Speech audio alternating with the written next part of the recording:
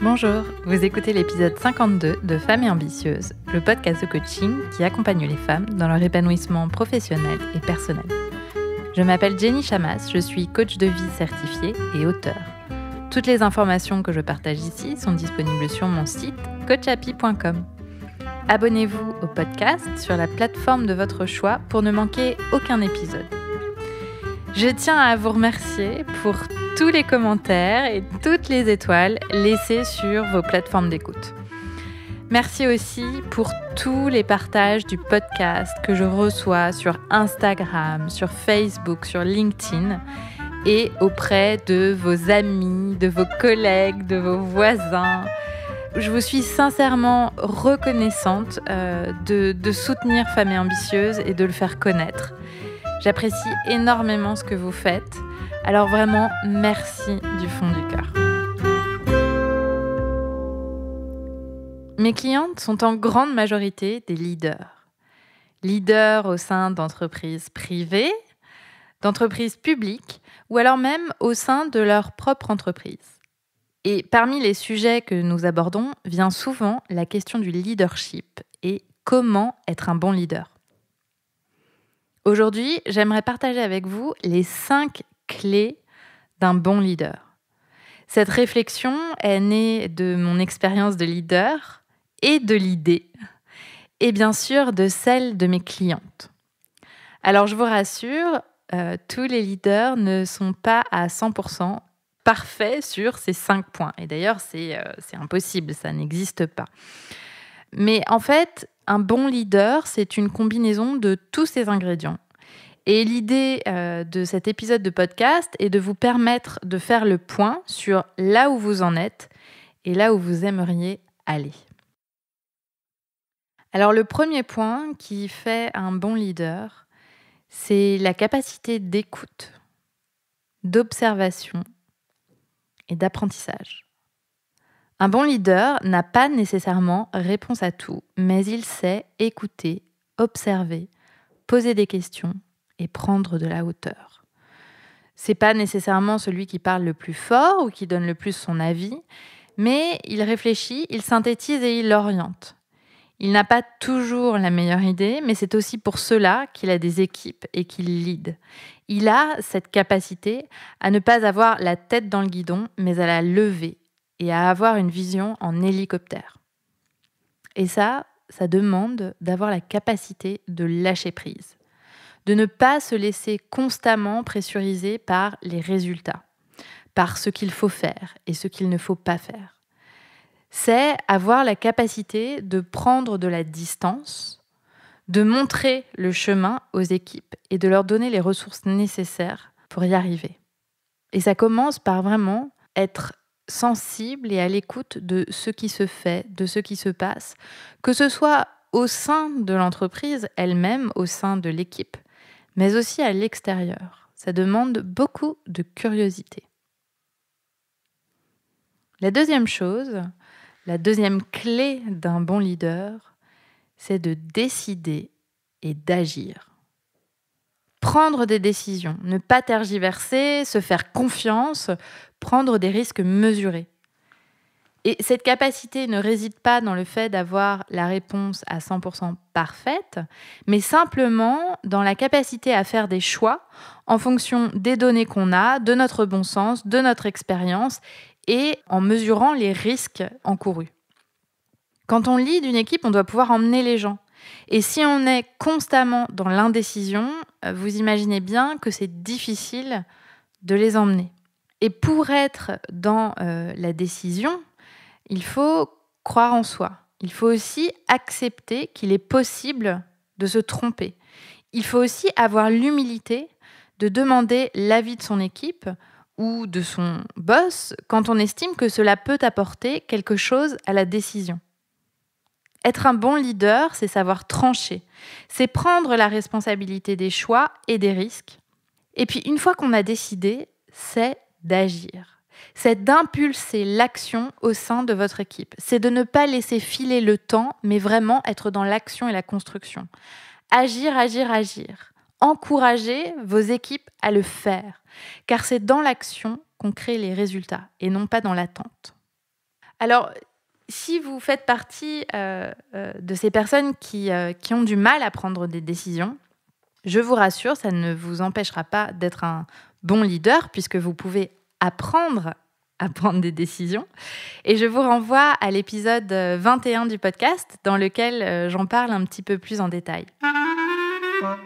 Troisième point, pour être un bon leader, c'est d'inspirer. Inspirer vos équipes. C'est avoir une vision, pas seulement pour aujourd'hui, mais pour demain, pour dans 1 an, pour dans 5 ans, pour dans 10 ans. Et c'est partager cette vision, c'est la nourrir, c'est la décrire, c'est la raconter, c'est la planifier. C'est donner du sens à ce que vous faites et à ce que votre équipe fait. C'est dire pourquoi et c'est être exemplaire. Autrement dit, ça demande de savoir où vous voulez aller, de décider d'une direction et d'emmener les gens. On inspire par son exemplarité, par sa façon de communiquer, de travailler, par son éthique professionnelle, son humanité, sa droiture, sa vulnérabilité, son humilité. En fait, être un bon leader et inspiré, c'est avant tout être soi. C'est savoir être vulnérable et ne pas seulement montrer qu'on est parfait, mais se montrer en tant qu'être humain, tel qu'on est. C'est montrer aussi ce qui nous anime et c'est y croire. Car si vous y croyez à ce projet, au résultat que vous essayez d'atteindre, c'est aussi ça qui permettra à votre équipe d'avoir envie d'y croire et d'y croire à leur tour. Et c'est tout ce sens que vous donnez à ce résultat ou à cet objectif que vous êtes en train de réaliser, c'est ça qui permettra à vos équipes finalement de le réaliser. Parce que si vous montrez l'exemple en montrant de quelle façon vous y croyez, ils auront aussi envie d'y croire. Évidemment, j'imagine déjà certaines d'entre vous me dire « oui, mais mon équipe ci et mon équipe ça ». Et puis, il y en a qui n'ont pas du tout envie de travailler, puis il y en a qui ne sont pas du tout d'accord avec la stratégie, etc. Être un bon leader, c'est aussi savoir se remettre en question. Et c'est prendre la responsabilité de ce que fait votre équipe et des résultats que crée votre équipe. C'est-à-dire que si vous avez des gens qui ne vous suivent pas, que vous n'arrivez pas à emmener, il y a 2 raisons possibles. La première, c'est que vous ne savez pas les emmener, que vous n'avez pas encore trouvé la façon de le faire. Ou la deuxième, c'est que vous avez des gens dans votre équipe qui ne souhaitent pas performer, auquel cas, ils ne sont peut-être pas au bon endroit. Mais en tout cas, c'est de votre responsabilité de répondre à cette question et puis ensuite d'en tirer les conséquences qui s'imposent. Et c'est là que j'en arrive au 4e point, c'est que être un bon leader, c'est savoir s'entourer. C'est créer une équipe, c'est recruter, mais c'est aussi savoir se séparer de certains membres quand la performance ou l'éthique professionnelle n'est pas au rendez-vous. Donc ça nécessite d'avoir du courage et de prendre des risques. Savoir s'entourer, c'est aussi développer son équipe et se développer. Notamment se développer au management. C'est une compétence, ce n'est pas inné, ça s'apprend, ça se développe, on se remet en question, on change des choses, on teste, on améliore, on demande des feedbacks, on s'auto-évalue et on s'inspire aussi de ce que les autres autour de nous font et qui nous semble intéressant et bien. On ne naît pas manager, on devient manager et on se forme et on s'améliore. Un bon leader n'est pas un leader sans son équipe. Ainsi, la gestion de l'humain est essentielle. Et franchement, c'est une des plus grandes parties du travail d'un leader, soyons honnêtes. Le but n'est pas simplement de créer un résultat quoi qu'il arrive. Le but, c'est de le faire avec une équipe. Et une équipe qui tient la route, et quand je dis qui tient la route, c'est-à-dire que le but, c'est pas que tout le monde soit sur un nuage et se dise que c'est le travail le plus merveilleux du monde, mais c'est au moins s'assurer que vos équipes ont envie de faire ce qu'elles font et que quand elles le font, elles ne s'épuisent pas à le faire dans le sens où 6 mois après, elles vont tout arrêter parce que c'est trop dur et c'est inhumain. L'humain et l'entreprise ne sont pas 2 entités qui s'opposent. C'est 2 entités qui vont ensemble et qui, quand elles vont ensemble, réussissent à produire des résultats. Et c'est le rôle du leader de faire en sorte que ces deux pans aillent conjointement. Posez-vous la question, humainement, quel leader voulez-vous être? Qu'est-ce que vous avez envie d'amener, d'apporter à votre équipe? Qu'est-ce que vous avez envie de leur apprendre? Quelles règles vous avez envie de poser? J'entends par exemple beaucoup de femmes me dire que c'est vraiment hyper dur parce qu'elles ont des postes à très haute responsabilité et elles n'arrivent pas à lever le pied et donc à passer du temps aussi dans leur vie personnelle. Et puis c'est un engrenage parce que plus elles travaillent et plus elles ont le sentiment qu'elles doivent travailler. Et ces femmes-là, souvent, bien souvent, sont des leaders.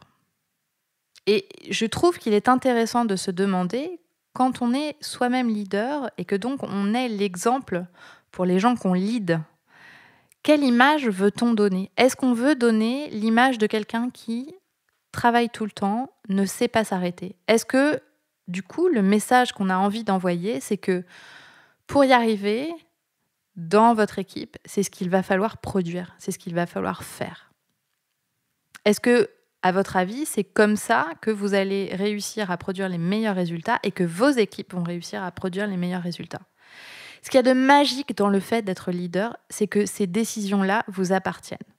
Alors vous pourrez tout me dire, oui, mais dans cette entreprise, on ne peut pas faire les choses comme ça. Voilà, les règles sont établies et c'est comme ça qu'on travaille. Et moi, je ne peux pas changer les choses, il faut que je m'y conforme, etc. Là, je vais vous dire, non. En fait, quand on est leader, quand on a la responsabilité humaine de gens à emmener, on a aussi le choix. On n'est pas arrivé là par hasard. On nous a choisis parce qu'on estimait qu'on pouvait bien faire le travail et performer, mais on nous a aussi choisis pour nos qualités humaines. Et donc là, c'est à ce moment-là que vous pouvez commencer à créer quelque chose, à faire la différence au sein de votre entreprise. Alors oui, évidemment, ça demande de prendre des risques. Oui, peut-être, tout le monde ne sera pas ravi.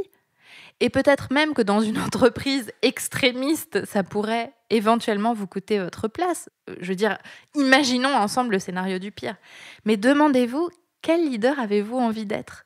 Quel leader pour aujourd'hui? Quel leader pour demain? Parce que quand on devient leader, on est déjà en train de former les leaders de demain. Et les leaders de demain s'inspirent en partie des leaders d'aujourd'hui. Alors, quel leader avez-vous envie d'être? Quel monde avez-vous envie de créer? Quelle entreprise avez-vous envie de créer? Et de quelle façon pouvez-vous profiter, construire, kiffer ce que vous êtes en train de faire et que ça ait du sens pour vous et que ça corresponde à vos valeurs?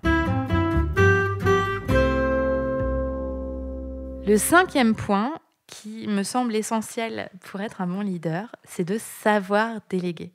Alors, si vous me suivez depuis un moment, vous avez déjà sans doute écouté l'épisode 35 qui s'appelle Savoir déléguer. Et si vous ne l'avez pas encore écouté, je vous encourage vivement à le faire. J'y parle plus précisément de la délégation et de comment on peut faire pour bien déléguer.